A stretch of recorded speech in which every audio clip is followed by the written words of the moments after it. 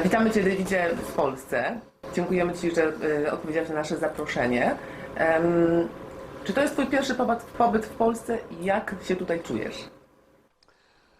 My first time in Poland, yes. I have been to over 60 countries since about 1990, 91, researching and talking about this information, and there's still more countries. I've just come from Hungary, where I spoke there for the first time, so I'm looking forward to it. I mean, Poland has a phenomenal history, and it's information that is global. It affects every man, woman and child on the planet, so I'm trying to get everywhere. Well, I will start the questions we've got prepared for you, if you don't mind, because we know your time is precious. Okay. The first question is, czy dzisiejszy David Icke ze swoimi poglądami różni się od tego, który zaczynał od książki takiej jak Drogi do wolności? Well, I think when you move through life with an open mind, you constantly changing, because, you know, if we don't, then what have we been doing? And it's something that I talk about, is the way that a human life is basically a perceptual program, in the sense of from the time you come into the world to the time you leave it, your perceptions are constantly being formed by parents, by school, education, by the media. And what tends to happen, well, what does happen, is that range of information from which those perceptions are formed is very narrow, ridiculously so. And anybody that explores beyond that is called mad or dangerous or crazy. And of course I've been called all three, because when I was growing up on a working class housing estate in Leicester, and then became a professional footballer, and then a journalist and a television presenter and a Green Party politician for a short time. Who was David Icke? He was someone who was the product of information received. Thus, that was my perception of reality, that was my view of life, that was me. But of course, after 1990, when my head went bang, and the narrow band of information just disappeared in all directions, and my mind went like that, obviously you have a phenomenally greater range of information received, so you change.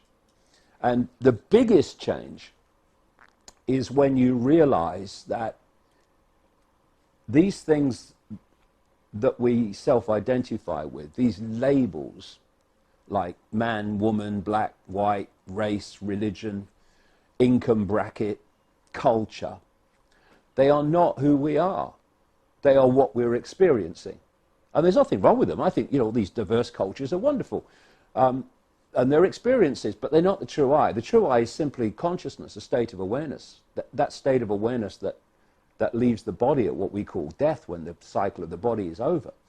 And so when you start to self-identify with that as the I, instead of your life story, your name, your background, your parents, all the rest of it, then you change dramatically, because the way you view the world changes. So I'm a completely different person now to what I was when I started this journey 30 years ago. Thank you. Jest fascynujący obraz świata, który rysujesz w swoich książkach, publikacjach. Jednym z centralnych problemów jest władza. Czy jest coś takiego jak kod władzy? Czy on ma gadzi charakter? Czy można sprawować skutecznie władzę bez tego kodu? You mean in terms of the power mechanism manipulating the world? when I started on this journey 3 decades ago, I didn't know where it was going. I just went with it. And what I went with was my intuition. My intuition was taking me into different areas. And my life became this synchronistic journey of coincidence, which was taking me to information and people and personal experiences. And there was a clear pattern to it from very early on. And that is that behind human affairs is a network, I'll call it like a spider's web, that is pushing the world into a particular direction. And the way this web of manipulation is hidden is through the presentation of world events and happenings as random. They're just happening. And what you realize is that if you look at people, events, situations, happenings in isolation, just in and of themselves, they can appear random and they look a certain way. But when you connect them and you put the pattern together and the direction that they're all together pushing the world, those apparently random events, A, can be seen not to have been random, but to have been made to happen. And B, you can see the pattern of where they're taking the world. So there is a force behind human affairs. I'm not saying it decides everything, but what it's doing is dictating the direction of the world. And if you look at it, where the world has been going is through an incessant process of centralization of power. Now, if you're a few, and compared with the population of, 7.5 billion, this manipulative force is a few. For the few to control the many, you've got to centralize decision-making. Because the more you centralize decision-making, the more power the few have over the many. The more diversity you have of decision-making, the less power any central cabal has. And so, if you look at the way that human society has gone, first of all, we had tribal peoples, where the people in the tribes decided what happened. Then very large numbers of tribes, often very large number of tribes, were brought together under what we call nations. Now a few people at the center of the nation are dictating to all the other tribes. Now look at us. In Europe, we've gone to the next stage. So we now have the European Union, where a few at the center, unelected, ultimately, are dictating to all the former nations, which were all the former tribes. And then we have this word, of course, which has become common parlance for decades, globalization. What is globalization? It's the centralization of power in all areas of our lives. And what has happened, and it's another part of this, when you centralize power, you have more power at the center to centralize even quicker. So if you look at the European Union, with each greater centralization of power in the European Union, there's been greater power at the center to centralize even quicker. So the momentum's got faster and faster. And we now have what I think is an absolutely grotesque situation, where literally a handful of people own the same wealth collectively as the poorest half of the human population. Because not only have you had this incessant centralization of power, you've had the incessant centralization of wealth. And the two, of course, are interconnected. So yes, there is absolutely a force at work, which is directing the direction of human society. And what I've been trying to do for the last long time is to alert people to this, because the world looks very different when you see this this web which pulls all the strands together, literally, of what's happening in the world, and when you don't see the web, in which all you can see is random events. Czy szansą byłaby dla nas jako ludzkość stosowanie demokracji bezpośredniej jako ustroju podstawowego? Is there any chance for us as a humanity to use direct democration as a law, basic law? A democracy, for example? E-democracy. E-democracy, for example? Like internet It is a chance democracy. for us or not? What I think about democracy is that it would be good to realise we don't have any. Because if we realise that, then we might understand more about what's going on. You see, if I give you the American example, the Republican Party in America is controlled by a group of people called neocons or neoconservatives. This is well documented even in the mainstream media. The Democratic Party is controlled by another group that I call the democons. So you've got the neocons and the democons, right? Now, this is the point. You take one step back into the shadows and the democons and the neocons answer to the same force. So presidents come and go in democracy, but the agenda goes on because it's not about the here today, gone tomorrow politicians. It's about the permanent government. And it's interesting, you know, in the books over the years, I've been talking about this permanent government, which is always there. Because that's what I would say to people. Don't look at the here today, gone tomorrow politicians. Why? Because they're here today, gone tomorrow. Look at what's always there. That's where it's coming from. And now, of course, in America, you are, particularly in America, you're having this phrase constantly used called the deep state. Well, what they're calling the deep state is actually, it's not totally, but it's an aspect of this permanent government I've been talking about. So it doesn't matter if it's Bush or Trump or Clinton and Obama, that force in the shadows is always in control. Thus, you have a situation where no matter what party comes and goes, the same basic direction of the world continues. So the first stage is to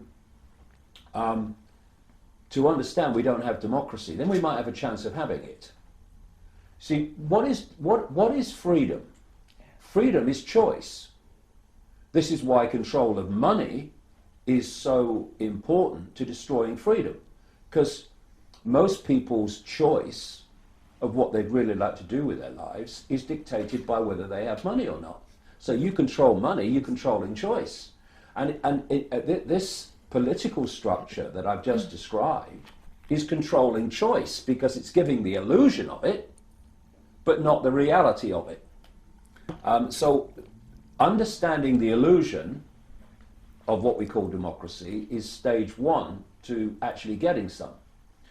But in the end, if we're going to bring an end to all this, and it's been going on a long time, then we've got to reverse the process.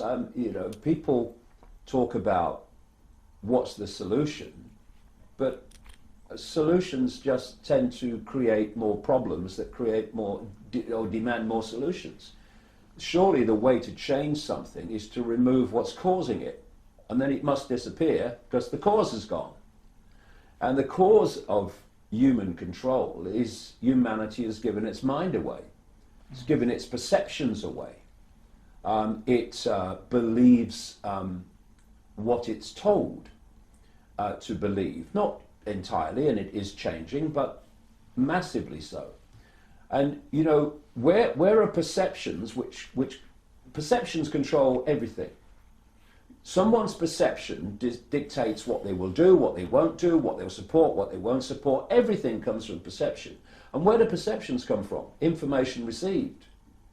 It might be personal experiences information, or it might be from the media information, but they come from information received. So if you control information, then you control perception, especially if the receiver doesn't question that information. A lot of people don't. I'm just at the moment writing a book about 9/11 within the context of present day, and the 9/11 story is so absolutely ludicrous, impossible, couldn't have happened, and requires, by the way, the suspension of the laws of physics. And yet, people believe it. A lot of people don't, but a lot of people do believe it. And why? Because the government said. So what happens when you step out of this narrow band of information that forms most people's perceptions?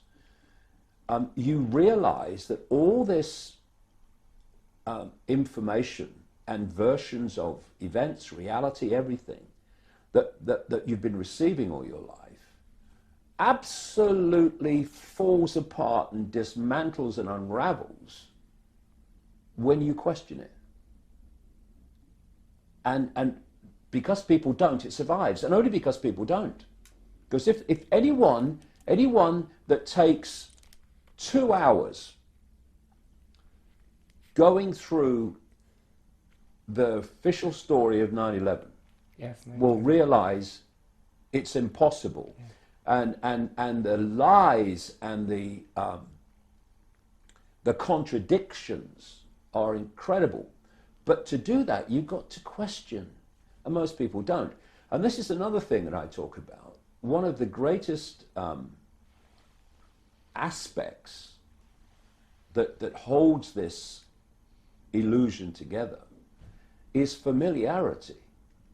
Because if something becomes familiar, people stop questioning it. They don't question, they're familiar. It becomes an everyone knows that, mate. And thus,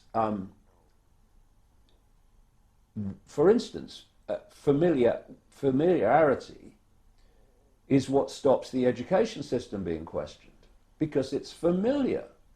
Well, that's what happens. You're born, and then you go to school, and that. Well, everyone knows that. That's the real world, mate. But when you start questioning it, you realize, for instance, that education is not actually education. It's a software download of the official version of everything, which you're supposed to follow for the rest of your life. So things that are familiar, and of course government versions of events are what you hear through the media all the time, so they become familiar, are what stops so much being questioned. Because I say to people, just question these official stories and you will be shocked at how impossible and mendacious they are. And this is another great defense of what's going on. What is really going on is so dramatically different to what people are told is going on, that chasm between the two, oh no, that can't have happened. I love this one. The media would tell us. I love it. Yeah, it's true because it's in media. Well, you know, I worked in newspapers and radio and television for a long time, and you know, the ironically, two of the professions that know least about what's going on in the world are politicians and journalists, lower level politicians and journalists, even some higher level politicians. Because let's not forget that this download of perception I'm talking about, all the politicians and journalists and doctors and scientists, they've all been through the same download. Mm-hmm. So they have become as indoctrinated as anyone else with this fake reality that we're told to believe in. So the key is taking our perceptions back, taking back control of our own perceptions, because it's having those hijacked that have got us into where we are. I've got the next question for you, David.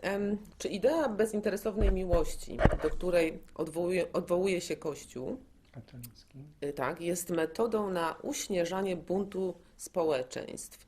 Czy jest to wielka idea moralna, duchowa i społeczna? Well, I think when you look at any religion, doesn't matter what it is a perceptual,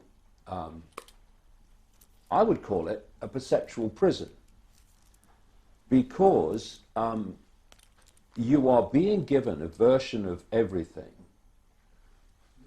often that between the covers of a single book is all you need to know. Follow that, and that's all you need for life. And that to explore beyond it is sacrilege, is blasphemy, is infidels. So what is a religion? It is a perceptual prison with guards on the gate. Now, if you look at the dictionary definition of religion, as opposed to the, what my father used to call bricks and mortar religion, the synagogues and the churches and the mosques, the dictionary version of the word religion is much wider. It's basically means unquestioning belief of a certain series of facts. And under the dictionary definition of religion, academia is a religion. Medicine is a religion. Science is a religion, because what you're looking at is basically a belief system that mustn't be questioned and isn't questioned. And it's a religion. I see we have someone in Britain called Professor Richard Dawkins, who is famous for his attacks on religion. But he is the high priest of his own, which is that mainstream science, with all so many things that are provably not true in mainstream science, is the arbiter of truth. So scientific orthodoxy and the books of scientific orthodoxy are his Bible or his Quran, but he is lambasting religion. Because religion, it's more than just buildings and uniforms. It's a state of mind. And, it's quite ironic that when you break it down, that according to mainstream science, the electromagnetic spectrum is 0.005% of what exists in the universe, that visible light is only a fraction of that 0.005%. Visible light is all we can see. And yet religions are telling people that all they need to know is between the covers of a single book within a tiny smear of 0.005% of the universe. I mean, break it down like that, and it's insanity, basically. But what is religion? It's a structure of control. It doesn't matter what the religion is. I'm not saying this religion's better than that religion. No, it's a structure of control. You get some of the Eastern religions that are supposed to be more open and aware. They're structures of control as well. I see some religions of the East that say, be yourself, you are all there is, and all that stuff, right? Mm-hmm. So why do you all wear the same clothes then? Why do you all shave your heads? Where's the individuality? Religions tend to destroy individuality. And individuality, individual uniqueness, celebrating the fact that we are a point of attention within one great infinite state of awareness. That's the true I. Of course, the further you go from the true I, the more you're becoming a fake I, which is what the labels are all about. I am a Roman Catholic, therefore I am this. I am a Muslim, therefore I am this. Mm-hmm. Where's the uniqueness in that? But of course, uniqueness is very difficult to centrally control. But structures of power. What if the Roman Catholic structure out of the Vatican was ultimately controlled by the Islamic structure, was ultimately controlled by the Judaistic culture, structure. And actually there's one force. And all they are, and when you think about it, when you think about religion, you break it down. There is a very clear, because one of the things that I've done over the years, I look at patterns. The patterns give you the picture. And you look at a pattern, now, and you start to see the same pattern, but it's got a different name. So if you think of the Islamic religion, okay, Muslim religion, you have people, the followers, and you have God. And in between the followers and God is a hierarchy, imams and all these people. And they tell the followers what God wants them to do. Then you go into a synagogue and you've got the followers and you've got God and you've got a hierarchical structure that tells the followers what their God wants them to do. And then you look at Christianity, the same, and Eastern religions. Some of the Eastern religions are fiercely hierarchical and impose their structure. I mean, look at all the arranged marriages and stuff. Where's the freedom in that? So, you know, I think religion, in its dictionary definition, scale, and expanse, is the greatest form of human control. A jak w tym kontekście, bo czytamy nieraz o tym mówisz, patrzysz na trend o nazwie New Age? I think the New Age What is it? is Yes. is a form of religion. New form of religion. New form. Yeah, Not only new. yeah, it's a form of religion because again, it's a belief system, and you know, it's a lot of people over the years that have attacked me have come from the New Age, because what they say is what you're saying is negative. Well, first of all, knowledge is never negative. It's how you use it that's negative or positive. Yes.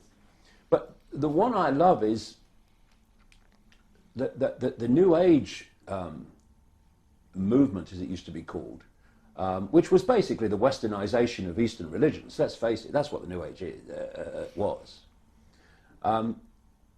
It says, let go of fear. And then it says to me, you shouldn't be saying what you're saying because you'll frighten people.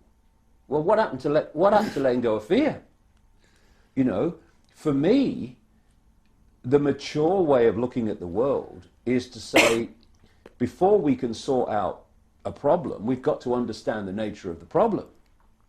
And, you know, what you can do to avoid facing the problem is that you can hide under your bed or behind the sofa, or you can go into some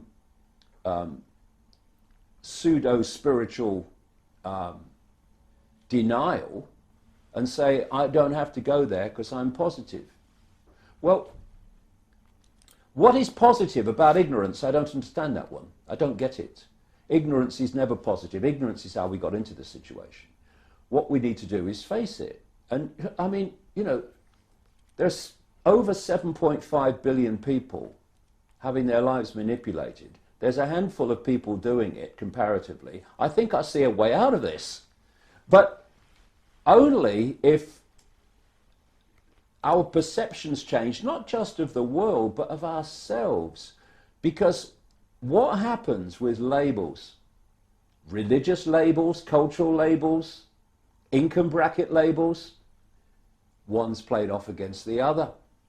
So the target population is at war with itself, it's competing with itself, and the string pullers in the shadows are never seen. But when you actually stop and you look up symbolically, you see the strings, and you see a hand holding the strings, and then you see another hand which is actually attached to that hand, that is holding the strings of other people who seem to be in opposition to you. And divide and rule, I mean, just look at the basics. Divide and rule is the golden rule, the very foundation of any few controlling the many. And we have divide and rule all over the place. And that's what they want. I've not long come back from America. And there's a guy, he's a Hungarian-born American called George Soros. Yes, the famous George Soros is well, to say he's a multi-billionaire is understating it. And he has so far put $32 billion into a network that's known as Open Society Foundations. And their job is to basically divide and rule. They do it, I mean, those organizations were behind the creation of the Arab Spring, which of course was a disaster for Arabs, as it was meant to be. But he also funds, to a vast extent, not just in America, but in Europe, which is why Viktor Orban and him have had a big spat in Hungary. He funds what used to be called, in my day, the liberal left in politics, the truly liberal left that believes in freedom of expression, that believes in freedom of lifestyle, freedom of opinion. And he's inverted it with his money, so that the liberal left of my youth and a bit later is now called progressive. And progressive is not the liberal left, though it claims to be. It is I would say, fascistic movement that is driving political correctness as a form of censorship and is basically hounding anyone who has a different opinion. And if you look at the American situation, they are vehemently anti-Trump. So that's what Soros has funded. But another guy called Sheldon Adelson, a Las Vegas casino billionaire and Israeli media mogul, was Trump's biggest funder. So now you've got two very distinct sides. Yes. Bang. Politics in America now, the political debate, I hate Trump, I love Trump. That's it. And of course, that's wonderful for the string pullers. And so everywhere you look, it's divide and rule, divide and rule. Now, this is the potency and the power of going, hold on a minute. Whatever you call yourself, whatever labels you give yourself, you are a point of attention within the same consciousness that I am. And all the labels are just illusory. So now suddenly I'm a Muslim, I'm a Christian, I'm a whatever, becomes not an I, it becomes an experience. Oh, I'm experiencing a point of attention, having an experience of Christianity or not Christianity or whatever. And this power of being pulled into that's me, which is then played off vehemently with anger and conflict against someone who's been pulled into this is me, starts to dissipate and disappear because you start to realize, hey, we're all expressions of the same I. It's the labels that divide us. And look at what's happening. I'm going to talk about this in, I'm talking about everything in Poland this week, but look at how these labels are getting smaller and smaller and smaller. Sexuality has now been divided with labels. And the number of potential divide and rule groups is now getting bigger all the time, you know. Do you know there's a new group now emerging called, what do they call it? something like sexy bots or something. And these are people that have relationships with robots, Okay. right? And now they're starting to talk about, should robots have rights? So we're now getting robots as a group.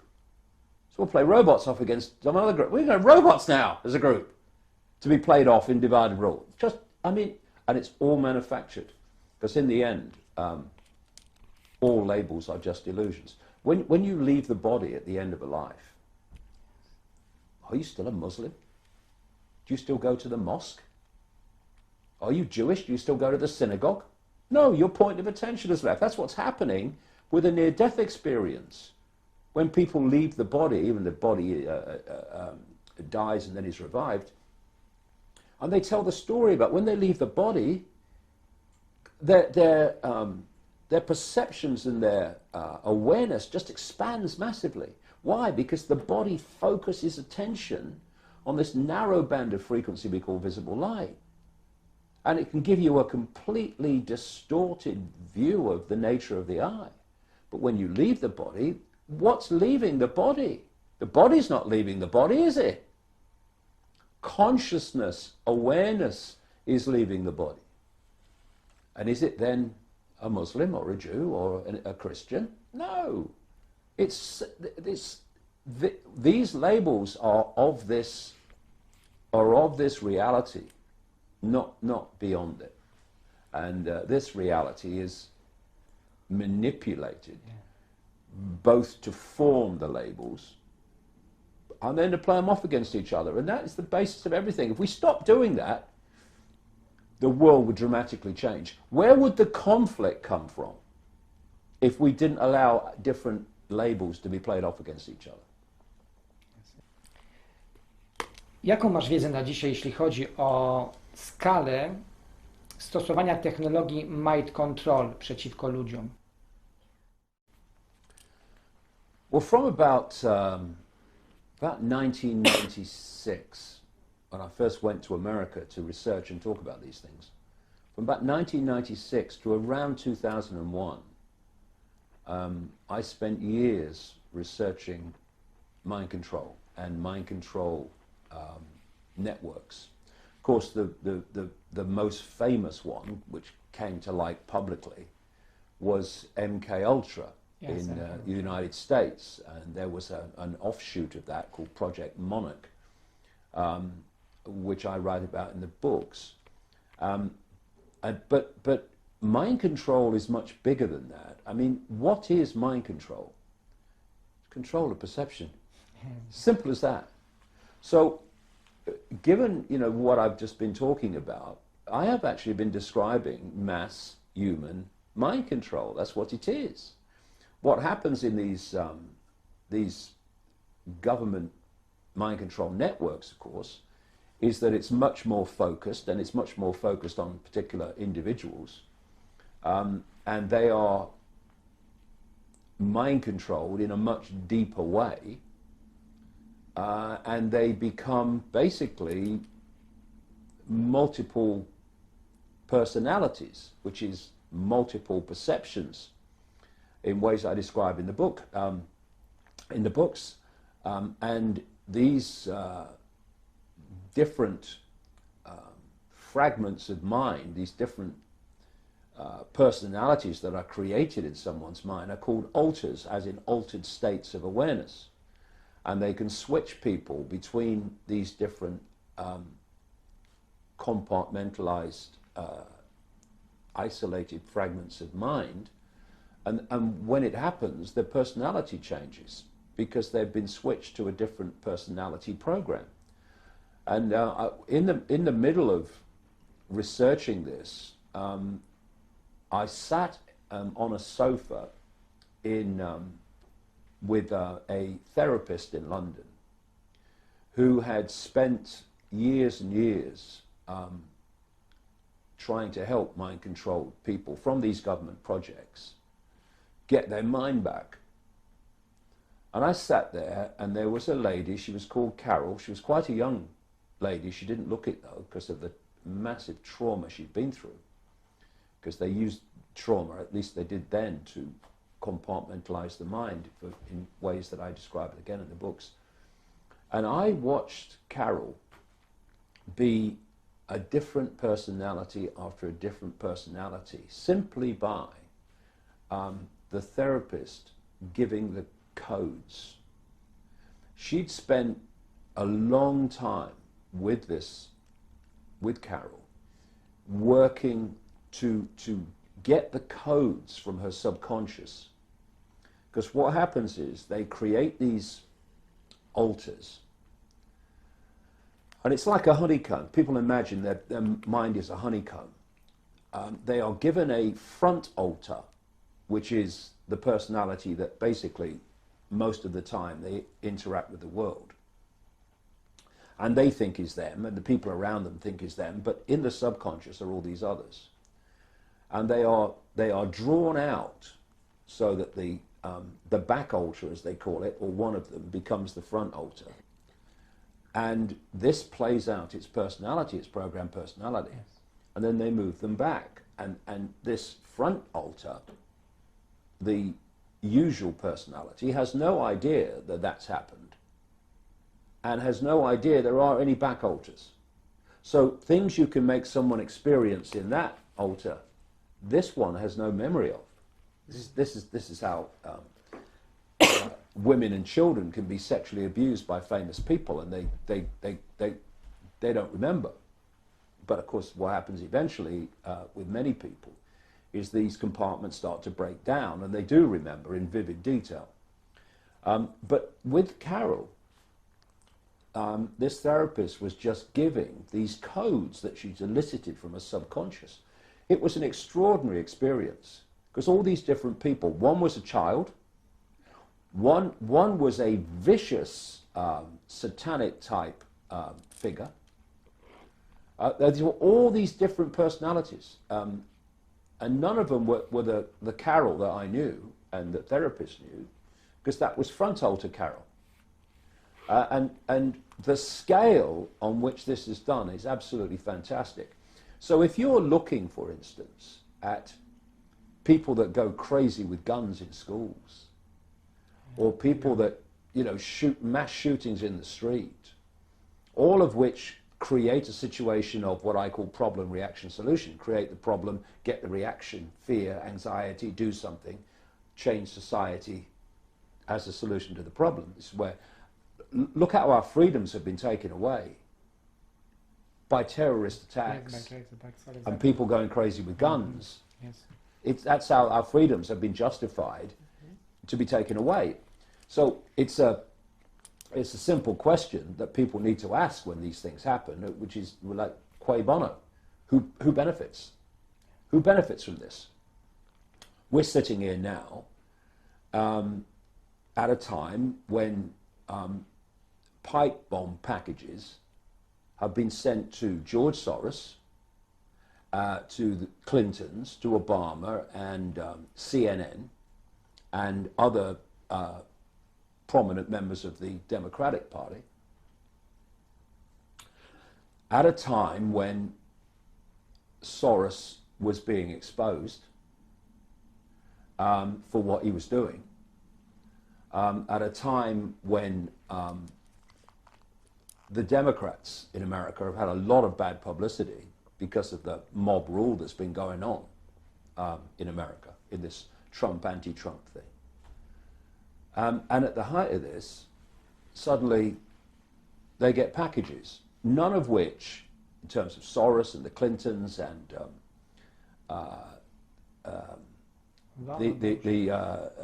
the other ones I mentioned, not one of them had any chance of receiving them. They might have been sent to a location, but they never touch them. They're never going to be affected by them. So maybe this is where streetwiseness comes in. Maybe some crazy people have sent them. Or maybe, if you ask the question, who benefits, who is now, well, I am, but who is now in America going to talk about Soros, for instance, in the way that they were before. Because what are they saying now, the Democrats in America? It's because of Trump talking about Soros and stuff that this has happened.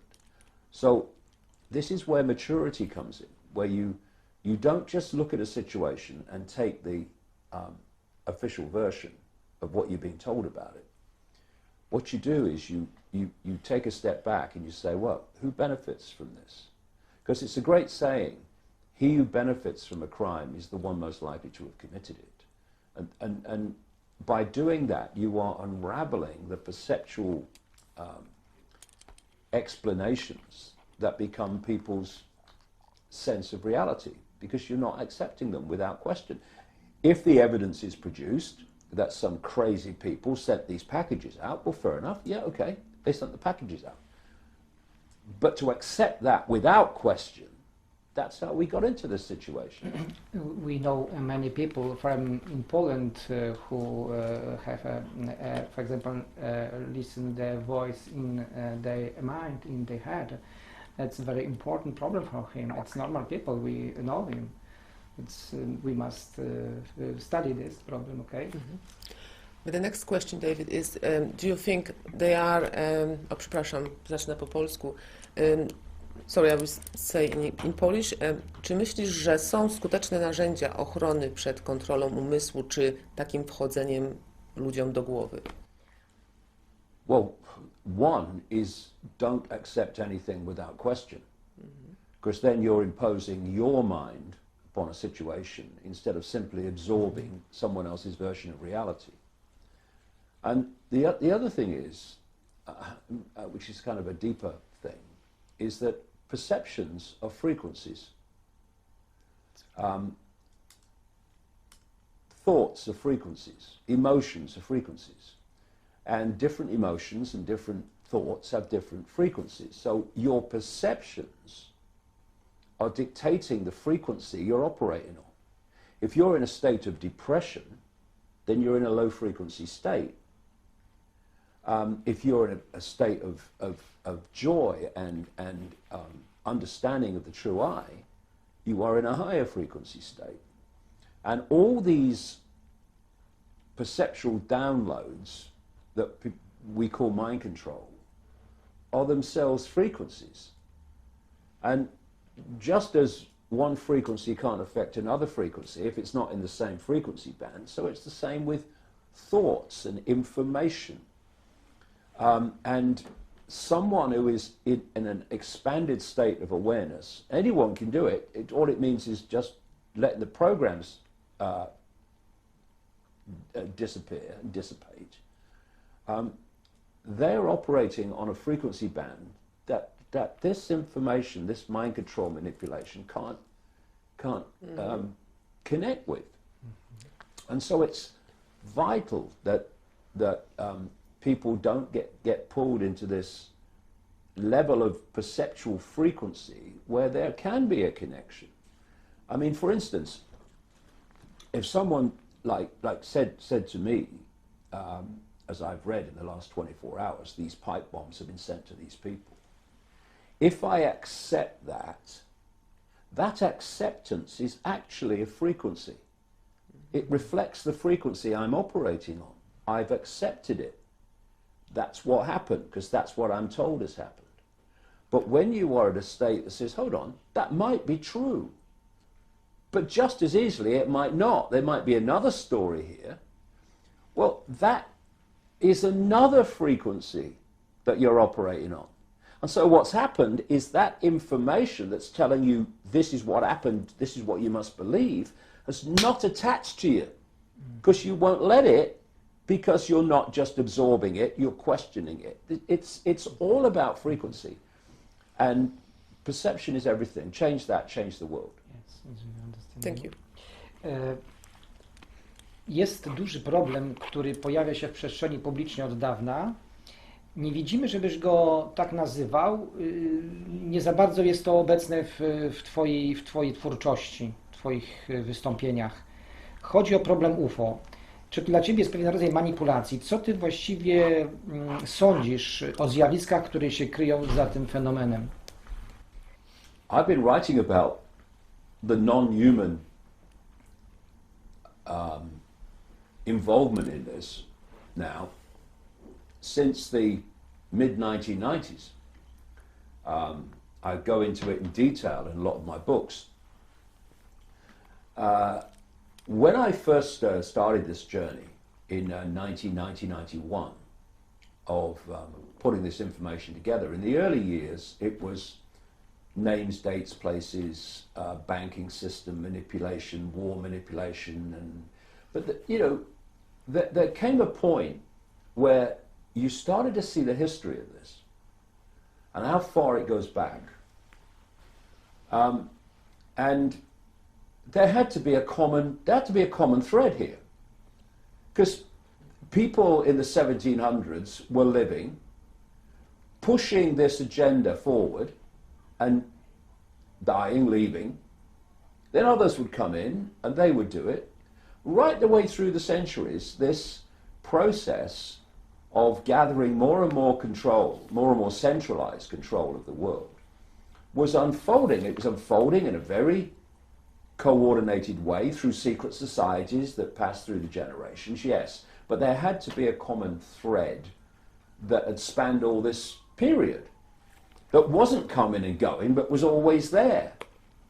And in that, in the kind of mid-1990s, I started coming across masses of information about the manipulation of human society by a non-human force.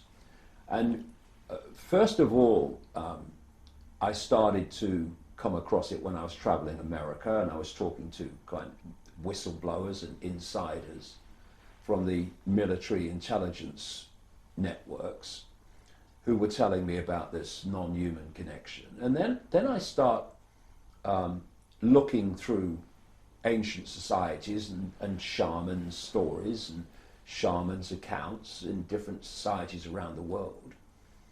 And you find, when you look at that the same phenomenon is being described and was described by then, but going back. So, for instance, you have endless stories now of people saying that they've been taken up in spacecraft, yes, up into the sky.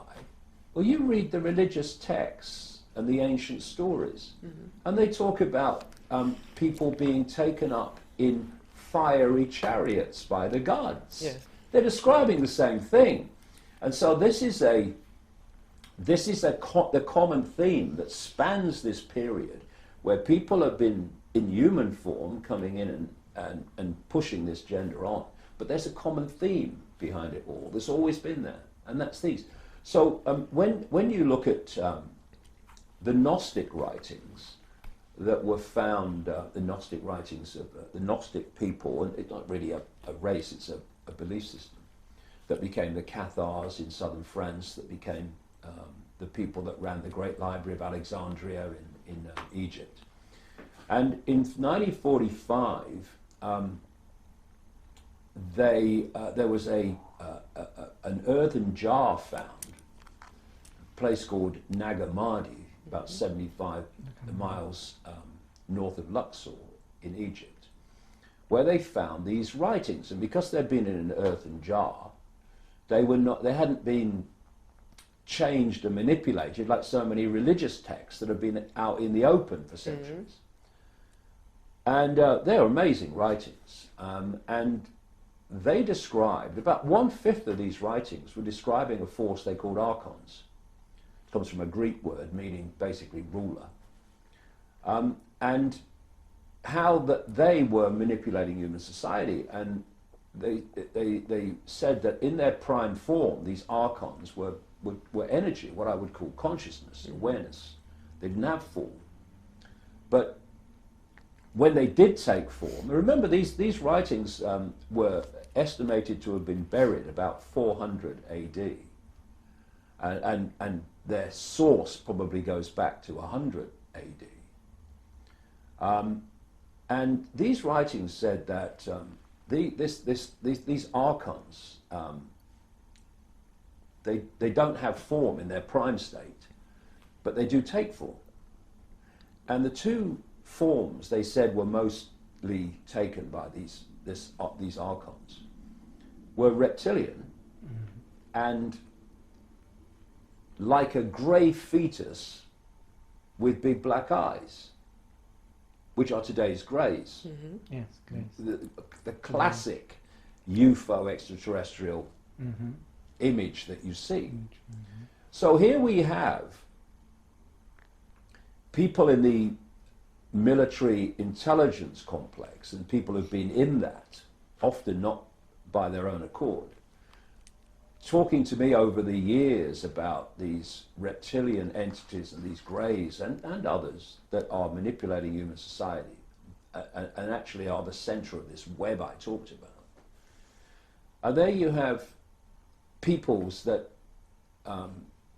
buried or hid their writings in about 400 AD, who are describing basically the same thing. And then you look at other ancient societies around the world who are also describing the same thing. You talk to Aboriginal people in Australia, talk to Zulu people in Africa, and you get the same basic story. You look at the Zulu belief system going back in southern Africa, they're describing the same as the Sumerian belief system in what is now Iraq from way back. So there is this common theme. And then you ask yourself, well, were the pyramids all over the world really built by people, you know, pulling them up ramps and stuff? And I mean, it's impossible. If you go to the pyramids, you see not just the Egyptian pyramids, but of course there are pyramids all over the world. There's in Central America, in China, everywhere, Bosnia. Yes. Massive things. You look at one stone in these pyramids and you think, how does anyone move that? And then you look up, there's hundreds of them. I mean, it's crazy, man. So there's a force here that operates from the shadows. And there's nothing more powerful in manipulating people than a force the people don't know exist. And it would even wave their hands and laugh at the very idea that it existed, which is what, of course, a lot of people do. So, yeah, this whole UFO extraterrestrial phenomenon is absolutely central. But, of course, we shouldn't fall for the idea that all, quote, flying saucers are of non-human origin. It's a technology known as anti-gravity technology, which interacts with the electromagnetic field. And the American elite, and probably others around the world, the Nazis were developing things like this, it seems, also have them. And if you're flying craft that people do not ever believe could be human, because they've never seen humans flying them, then that's another form of manipulation. I saw a UFO. Oh, it was extraterrestrial. Well, not necessarily so. And it seems, you know, the more advanced of these craft are not even physical, as we would call physical. They are phenomenon of consciousness, which they have the ability to manifest. And of course, we in a tiny little perception of possibility don't. But yeah, the UFO thing is very important. Yes. David, kto ze znanych na świecie propagatorów wiedzy niezależnej jest Ci najbardziej bliski? Well, I don't know really, because I've always worked alone, and it's just the way I've always done it. I don't know about people close to me. What I look at are people who would focus on one particular or a few subject areas and become outstanding researchers in that area. So, you know, we all look at different levels and types of research as you're putting a picture together. I mean, you know, when you see the number of subjects that I weave together, I can't possibly have done every last segment of research into every last subject. You know, you look at other people who have particularly researched particular subjects and have shown themselves to be quality researchers, and so in that way I'm always searching for new information as well as doing my own research, which is the foundation of what I do is weaving the web. It's pulling it together because, you know, you can read a newspaper and you can see a story on page 3, you see a story on page 7, a story on page 6, and the newspaper has 3 stories completely in isolation, but that you do that. Mm-hmm. And those 3 stories are absolutely expressions of each other, are expressions of the same agenda, the same game. So one of the things that I've focused on is connecting the dots. So I have a lot of respect for a lot of researchers that connect specific dots, or not connect dots, though they do that too, but actually research particular dots. But I don't know about people who are basically close to the way I'm doing things. You've got people who research the UFOs and people who research the banking and stuff like that, but it's when you pull them together that the picture appears, because individual things will tell you something's going on. Connecting the dots tells you what's going on, and that's the difference. You're doing integration, this knowledge in different directions. Yes, we need this. We see this your work. And I have a question about the history our humanity.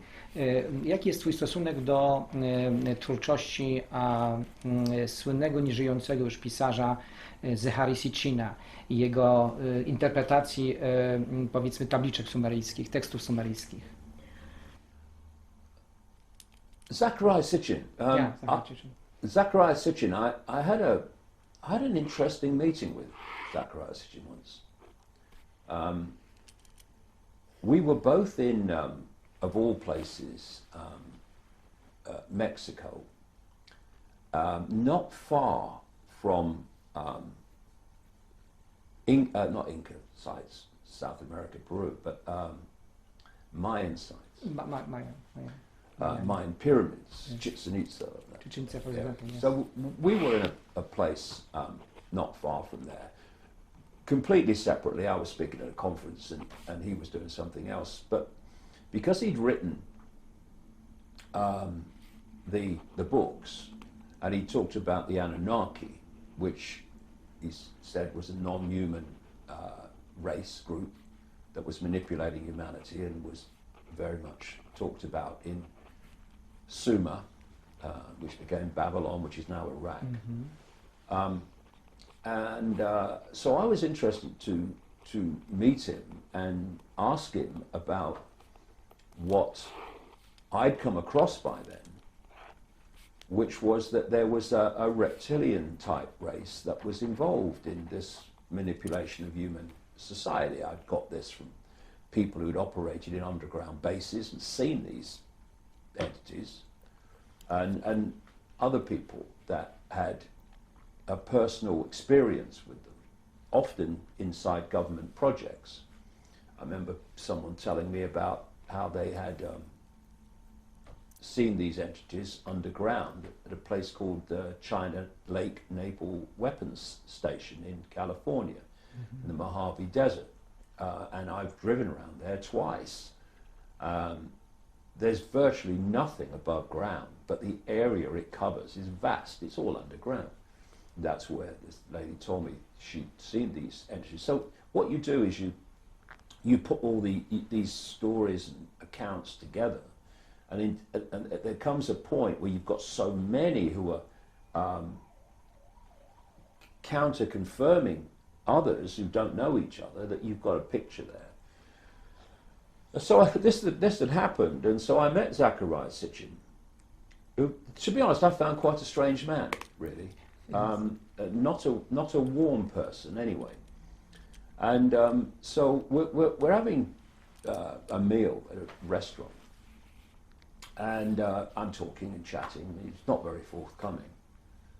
And I said to him, what do you make of this whole reptilian information? And he said, what reptilian information? I don't know anything about reptilian information. So, and at that point, he became very, very distant and didn't really want to continue much with the conversation. Anyway, we kept on chatting and just making conversation. And then there came this point where I'm sitting there, and in the middle of nowhere, really, in terms of the conversation, he leaned forward, he said, "The reptilians." I said, "Yeah? Don't go there." Oh, yes, right? it's not so, good. Wow. I thought, what? Why? Anyway, because when he said to me, what reptilian information? Well, there's loads of it. You know what I mean? Whether you believe it or not, but the fact that it exists, the idea. So anyway, that was rather strange, really. And so I look at Sitchin's books and I found them interesting, but I'll never forget that conversation. And of course, since then, of course, the information about this reptilian aspect has got more and more and more, and that was a very strange conversation. Yes, for having this secrecy, I don't know why. Yes. Thank you, David, for that. Czy ludzie powinni organizować się przeciwko opresji, którą opisujesz w książkach? I w jaki sposób? I w jaki sposób, tak? You know, my view is that organization comes from perception. Perception has to come first. And if you look at the way that people, quote, resist, well, I don't like the word resist, because resist means conflict. You're resisting. My view is don't resist, just don't cooperate. Because if 7.5 billion people, or even a fraction of that, stop cooperating, then this can't go on, because it demands our cooperation and our acquiescence to what's being imposed upon us. And if we didn't do that as a human race, then it wouldn't be possible. And when you look at resistance, look at the resistance, as it's called, to Trump. It's just divide and rule, and it's been manipulated to be so. And when you look at revolutions of resistance to some perceived oppression, look what happens. You've got a mindset, a perceptual state, which is within this narrow band of what we're told to believe is normal, that's given to us by the education system and the media. And it overturns this mentality, which is another version of that mentality, but operates in an oppressive way. So that wants to replace that. So that does replace that, what's called a revolution. But often nothing changes for the people, because the same mindset is in control, it's just called a different name. So if the perception, what I'm saying is, if the perception doesn't change, you can change the government as much as you like. Nothing's basically going to change in fundamental. It might change here in detail. It's not going to change fundamentally, because the perceptual state is not changed fundamentally. It's when we self-identify with the awareness having the experience, instead of self-identifying with the experience being the I. That's the transformation. Because until we reach that state, and this is the great news, is that state can be in a second realized just by switching perception, switching self-identity. This is why, you know, I remain, despite all the evidence, incredibly optimistic, because I can see if we can deal with it at this level, of perception, things can change dramatically very, very quickly. If you are dealing with this at the perceived physical level, well, what's the perceived physical level? It's all about limitation. It's all about slowness of change. Whereas if you go to that level, it can change very quick. Because what is human society? It is the sum total of human perception.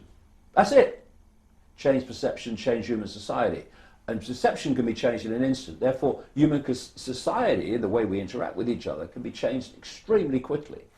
And that's where it has to happen. You can, and what happens then is as your perception changes, the way you interact with reality changes, and things start to happen, if you like, physically, to bring about the change that is happening at the level of perception. So what happens, for instance, happened in my life, is a lot of people will say, yeah, I know what you mean here. You're going through your life with a certain perception of reality in this narrow band. There's not much synchronicity in your life, especially if it's really narrow. Mm-hmm. Not many coincidences happen. Not many things fall in your lap. You just drift through life and everything seems random. And then suddenly you go through this process of awakening. Awakening from what? The program. Our natural state is expanded awareness. It's the program that holds us in an unnatural state.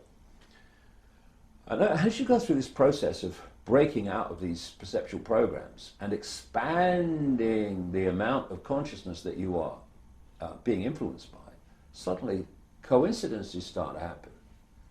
Things drop in your lap, things happen just when you need them. So, a direction starts to appear.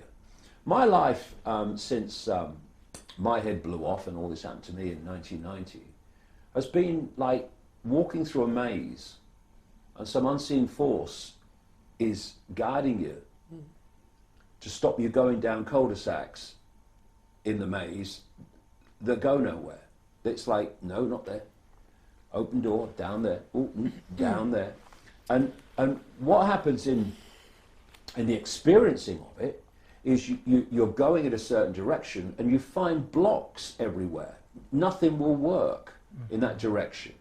And then a coincidence comes up and it takes you in that direction. This is what I mean by guiding through the maze.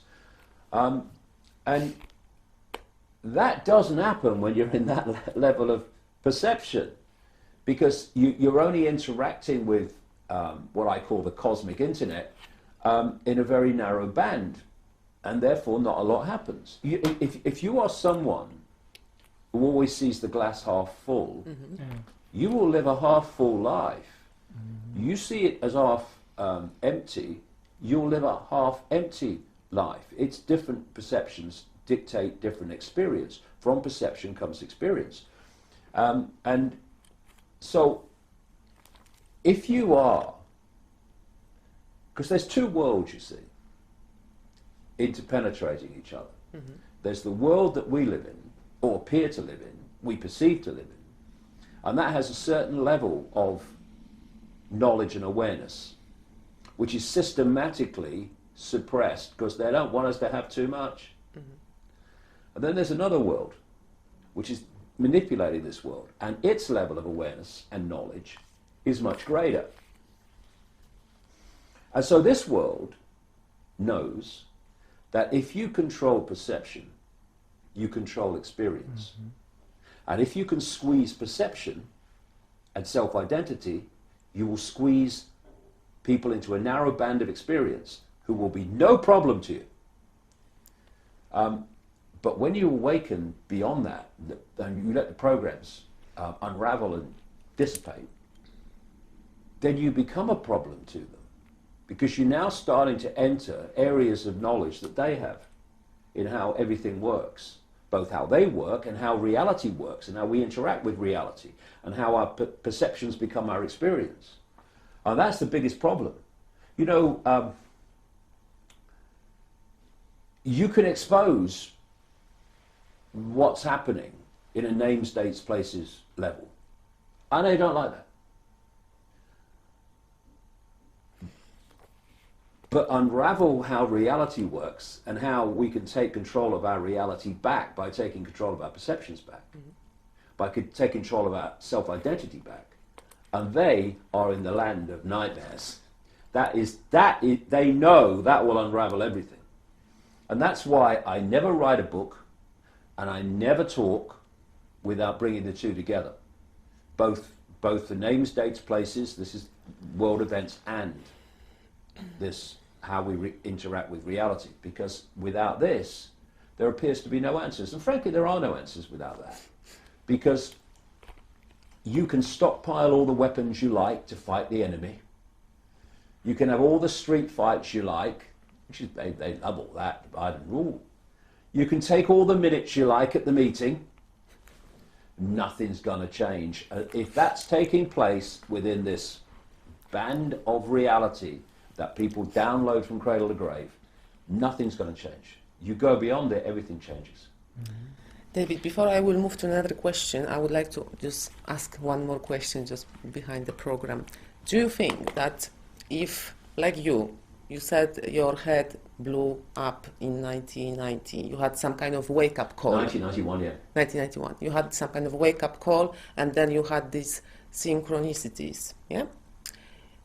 If everybody will do that, is this the answer to work against the spider web which is controlling us? Completely. Could this be the answer for all of us to get out of the completely system? Because when you follow your own synchronicity, you're not following the web's program. And this is why, you know, when obviously I've gone through great ridicule and abuse over the years, because when you follow your intuition, which basically comes from here, I explain all that in the talks and the books, this is not going to guide you to do things within the program, because it ain't coming from the program. This is coming from the program, if you allow it to. It doesn't have to. This ain't coming from the program. This is coming from out there. This is why when people say, I know, I just know. I know, their hands go here, don't they? I'm thinking, their hands go here. So because it's the body language, it's pointing to where it's coming from. I know comes from here. I think comes from here. This thinks because he doesn't know, so he has to work it out, try to. This knows, doesn't need to think. And so when you're coming from this, it's going to lead you into areas, it's going to lead you to do things, it's going to lead you to say things that are outside the program. So of course you're going to get ridiculed, you're going to get laughed at, you're going to get abused. And you know, once you're coming from the point of, I am a point of attention with an infinite awareness having an experience, the abuse doesn't matter, the ridicule doesn't matter. Because you know, and it's happened in my life now, that they'll think something else tomorrow.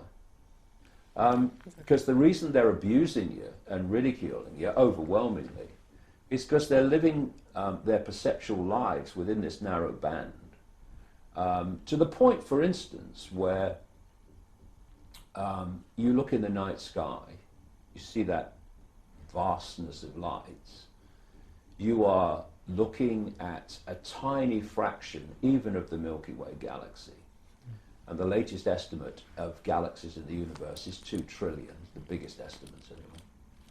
And you're only seeing a sliver of 0.005%, even then. And yet, you talk about non-human life, and people laugh, saying things like, oh, he believes in little green men, right? That's the power of the program. That's the power of the program. And it doesn't just relate to the UFO subject, it relates to all subjects, power of the program. But you let the program go, and your life changes, and collectively the world changes. This is the frontier. This is the frontier.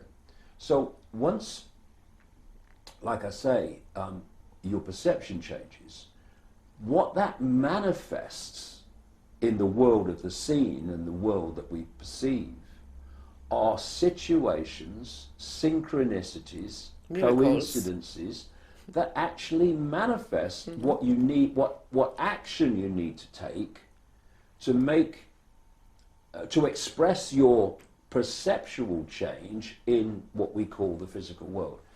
But if you say we must change the physical world first and not go in the other direction, perception changes physical world. If you think we don't like what's happening in the physical world, we have to change the physical world, this manipulative network is delirious, because it knows that if you try to change the physical world, as it's called, without changing the perceptions that are creating the physical world, you're never going to change anything.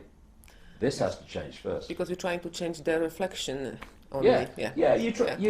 You're trying to change a movie by changing the screen on which the movie is playing, instead of changing where the movie is coming from. To Thank tak na you. koniec jeszcze At właśnie the takie end, jedno zdanie. we would like to share with you one thought. You've done a great work, and we thank you on behalf of those people who know your work. We thank you for what you did to expand people's awareness. And we have a question to you regarding your next plans. I read your books, I admire them. Is there something else that you want to do next? What are your next plans in terms of expanding people's awareness? I'm going to do a lot, because you know, I came to the conclusion a long time ago that I was going to go for this, and I was going to go for it totally. So I work 7 days a week. When I've not been traveling on this speaking tour or speaking, I've been writing a book in hotel rooms. So I fill every minute I can with efforts to get the information circulating in its many and various forms. And I don't say that as, oh, what a hero I am. First of all, I love it, because what's coming from me is I want to know what's going on. I have this fascination for what's going on, you know. And I also see my kids and my grandkids and other kids and grandkids, and I think, well, what's the world they're going to live in if we don't head this off pretty soon? Because, you know, you go into the whole connecting the human mind to AI and stuff, you're dealing with the end game here. So I, again, follow my intuition and do everything I possibly can. And, you know, people say they look forward to retirement. I look forward to never retiring, because I'm never going to. I'm going to be doing this for as long as I breathe. And so there's another book I'm writing now, which is going to be a blockbuster, because when 9/11 is put in the context of itself, and then a context of what has happened since, it's devastating. I'm speaking to Australia. There's a film coming out, a movie coming out in the spring called Renegade, which is about my life and work, being done by an American company. Going to be put out by Sony, I think, or a company that is owned by Sony. And then I'm going all over the place. So yeah, I'm going to be continuing to do as much as I can, and no one's going to be more fascinated than me of what comes up, because I find the whole thing fascinating.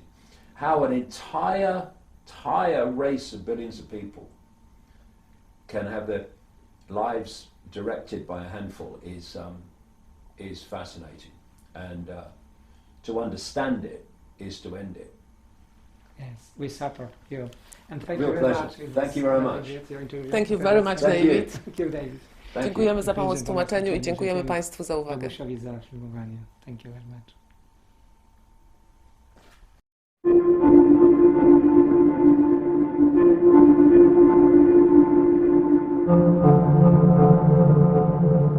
you.